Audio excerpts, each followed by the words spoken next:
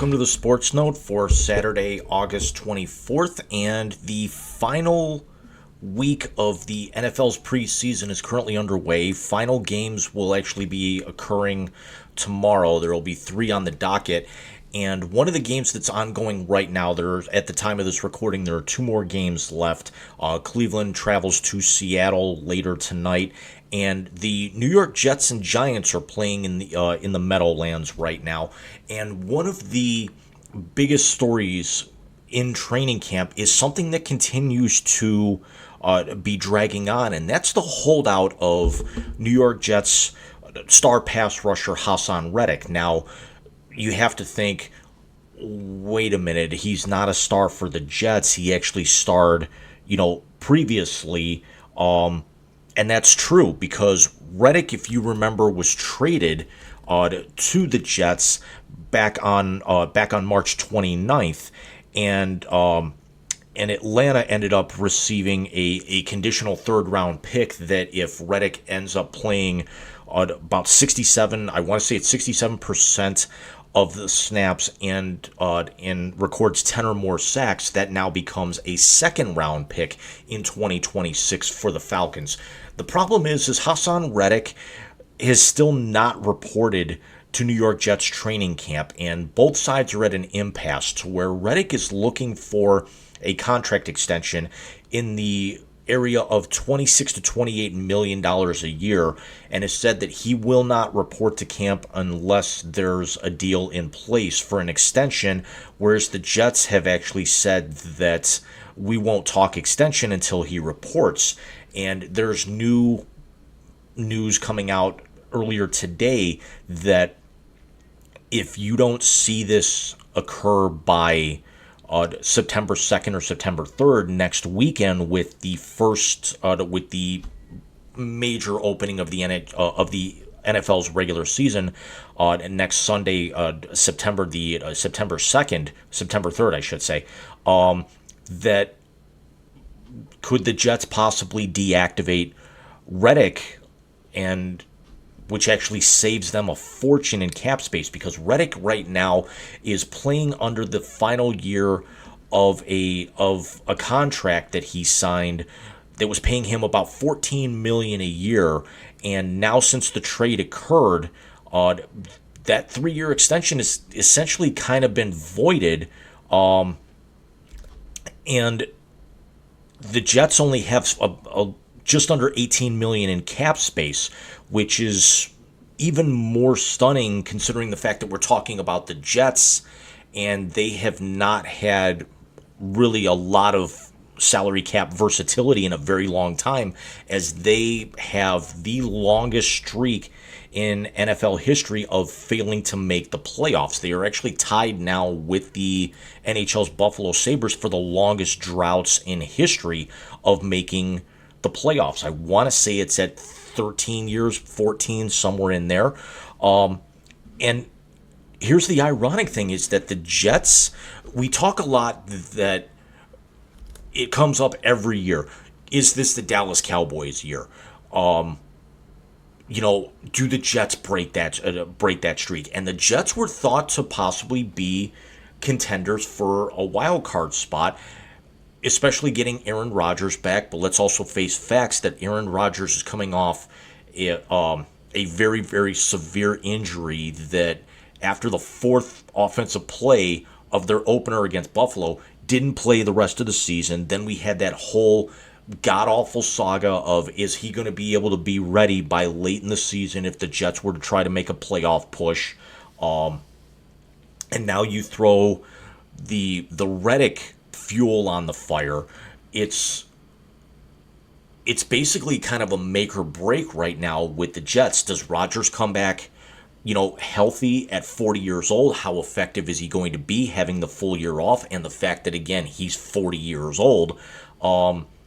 And the idea that Reddick would have actually had a lot more control than he really does in this scenario isn't as far-fetched as you would think, because Reddick getting traded into the AFC East basically makes him the most valuable pass rusher in that entire division, because Bradley Chubb for the Miami Dolphins recorded double-digit sacks last year, was their leading sack getter, and tore a ligament in his knee in the very, very last game of the regular season, and is expected to start the season on the PUP list, meaning he's going to miss at least the first month.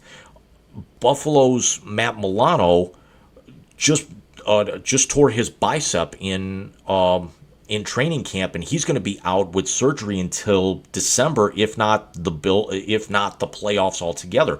Matthew Judon of the New England Patriots went to Atlanta about a week and a half, 2 weeks ago. So this is something where Reddick had the opportunity here, with the Jets having a very good, defense to begin with, which actually, honestly, let's call it for what it is. The Jets finished 7-10 last year, and quite honestly, if it wasn't for their defense, would have probably finished 3-14. But the idea that Reddick's, trying to make a power play here, and then asked for a trade a few weeks ago, and there are rumors circulating around that the Bears could actually offer a contract similar to what was just voided, in the range of about 15 to 18 million. The Bears actually have a lot more cap space now with their rebuild, and the fact that their now franchise quarterback, Caleb Williams, is going to be under a rookie contract.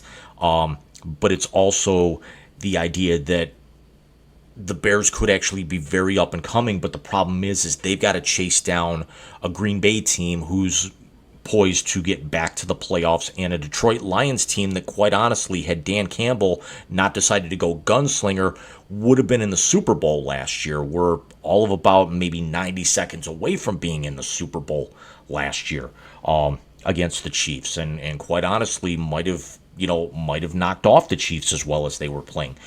But the Jets have the opportunity, if things fall the way that they want to, of possibly overtaking the Bills, because even though the Bills have a very good defense, and Josh Allen is still a top 5, top 8 quarterback, Josh Allen, really outside of his tight ends right now, has no weapon. Stephon Diggs is not there. Gabe Davis is not there.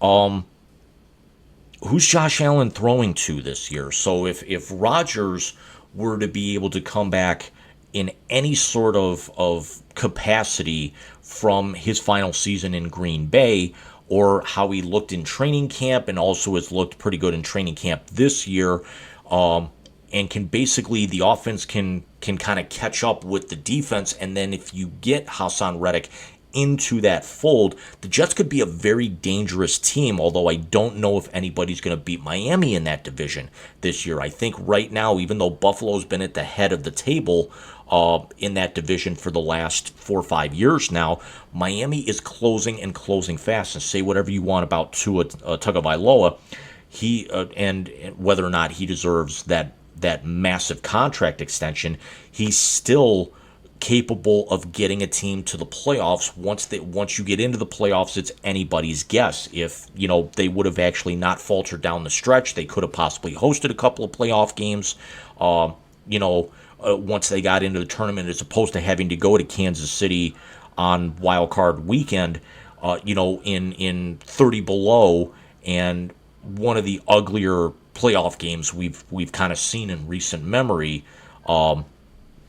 And that's actually why the NFL playoffs are a little bit better than the college football playoff system, because you'll actually have these warm weather teams playing in cold weather. Now we're actually going to get that with the college football playoff, them expanding out to 12 teams. But for Reddick to basically be traded and then not even really want to kind of negotiate here, it's get yourself into camp, Reddick. Deal with things wherever, because what's going to happen if you get traded to Chicago or Seattle, as the two rumors go around, you have not practiced in pads against actual competition. You have not gotten used to a defensive scheme. You haven't played it down since December.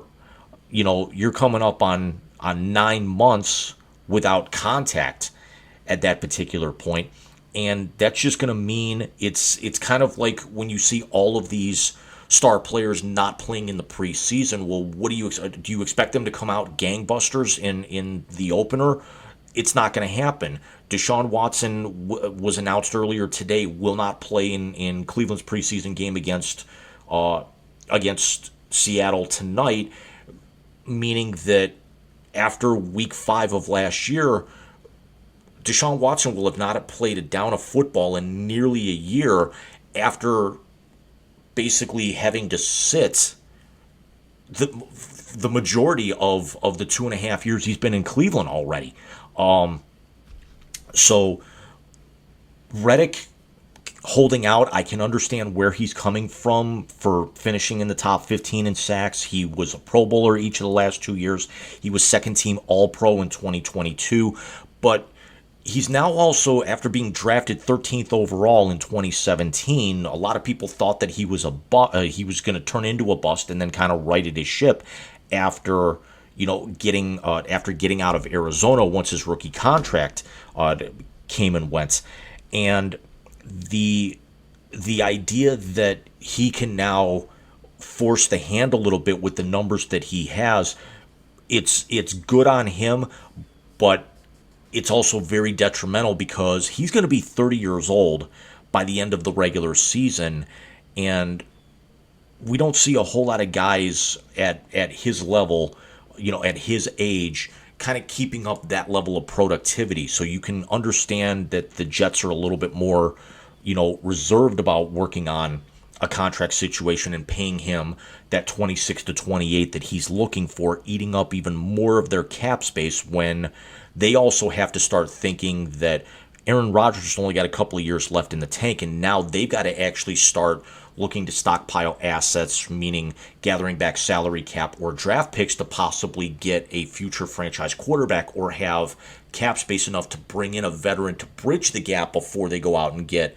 somebody in the draft or develop somebody along. So let me know what you guys think. Whose side are you taking here with this? Are you on Reddick's side? Are you on the Jets side? If Reddick is moved, where do you see him ending up? Do you think he's going to get exactly what he's asking for? Who blinks first? I will be back with you guys very, very soon. Everybody take care.